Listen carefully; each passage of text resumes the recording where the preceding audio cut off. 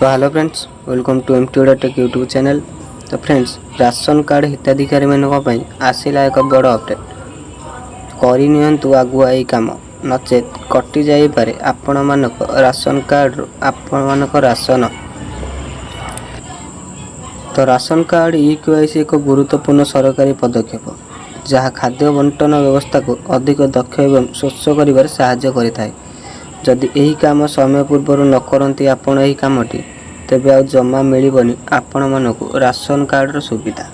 तो हाँ फ्रेंड्स, तो आपण मान जदि राशन कार्ड ई-केवाईसी करूना तो आपण मानकर राशन कार्ड राशन पदार्थ कटिजिवो। तो ये राशन कार्ड ई-केवाईसी करवा बाध्यतामूलक हो जाइछि। निहाती भाव आपण मानक राशन कार्ड ई-केवाईसी करने को पड़ो। तो आउ गोटे खुशी खबर कि राशन कार्ड को लेकिन आपण मैंने आपण को घरे बसी राशन कार्ड आपण मोबाइल रे यूज करुवा हैंडसेट मोबाइल रे मध्य आपण मैंने ई-केवाईसी करि परिबे। आपण मैंने केमिति ई-केवाईसी करिवे ता विषय में मध्य आपण मानू कहि दउछि। तो सर्वप्रथम आपण को मोबाइल रे प्ले स्टोर रु MyKYC ऐप गोटे रोचे। तो आपण मैंने से ऐप टी को आपण मैंने डाउनलोड कर नेबे। तो सही ऐप जहाँ आपण पूर्व ई-केवाईसी पूर्ण करने समय व्यवहार करेंगे आपन डाउनलोड करने पर आपण को आपण स्थान चयन करने को पड़ो।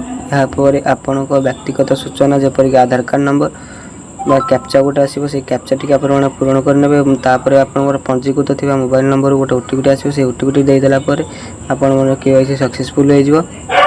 तो लास्ट को आपण फोन जो गोटे मेसेज आसो मेसेज आप वाई लिखिकी सेंड करार अच्छे। तो वाई लिखी सेंड कलापर आपण मानकर राशन कार्ड ई-केवाईसी सक्सेसफुल हो। राशन कार्ड ई-केवाईसी मुख्य उद्देश्य होछि खाद्य विभाग द्वारा जोगाई दिया मागणा किंबा कम मूल्यर राशन सहजरे अभावी लोक मान पाखे पहुँची पारुनी। तो जो मानक देखिपे सबकि अच्छी तो से भी राशन कार्ड लाभ उठाते। तो से सरकार आम ये नुआ अपडेट आनी। तो निहत राशन कार्ड ई-केवाईसी करदे जो मैंने गरीबी धरण व्यक्तिगत अच्छा तो से राशन कार्ड ई-केवाईसी कलापर से राशन मिल और जो मैंने धनी व्यक्ति अच्छा से राशन कार्ड टी कटिजिव। तो यह नहीं आसी छोट अपडेट टी। तो जो मैंने चैनल नुआ थे निहत चैनल को लाइक कमेंट शेयर और निहत सब्सक्राइब कर पाखे बेल आइकन को प्रेस करदे। रोचे जय हिंद नमस्कार। तो निहत आपने राशन कार्ड ई-केवाईसी करनी नचेत आप राशन कार्ड कटिजिव।